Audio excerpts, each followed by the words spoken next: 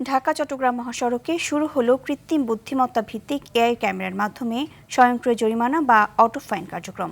নারায়ণগঞ্জ মহাসড়কের মেঘনা bridge toll প্লাজায় এই কার্যক্রম উদ্বোধন করে স্বরাষ্ট্রমন্ত্রী বলেন, সড়কপথে পুলিশ, মালিক, শ্রমিক কেউ চাঁদাবাজি করলে কঠোর ব্যবস্থা নেওয়া হবে। এ সময় সারা দেশে পর্যায়ক্রমে এআই ক্যামেরার আওতায় আনা হবে বলেও জানান তিনি। সাকিবুর রহমানের রিপোর্ট, জানাচ্ছেন এআর বাদল। ঢাকা চট্টগ্রাম মহাসড়কে শৃঙ্খলা ফেরাতে এখন থেকে চালকদের প্রতিটি মুহূর্তের গতিবিধি নজরদারিতে রাখবে কৃত্রিম বুদ্ধিমত্তা বা এআই ক্যামেরা।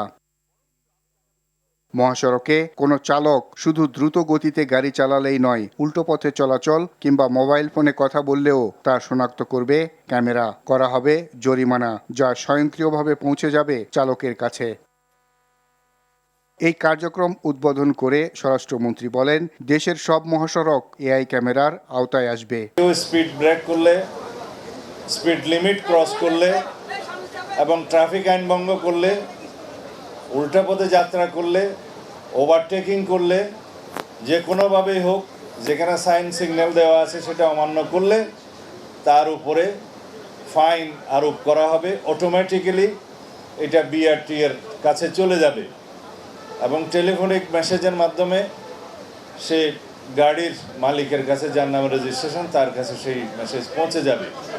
ইচ্ছা করলে মোবাইল সিস্টেমে, মনিটরি মোবাইল ফিনান্সিয়াল সিস্টেমের মাধ্যমে গাড়ির মালিক সেই ফাইন আদায় করতে পারবেন। সেটা একবার, দুইবার, তিনবার হলে তারপরে রেজিস্ট্রেশন ক্যান্সেল হবে কিনা সেটা বিআরটি এর আইন অনুযায়ী হবে।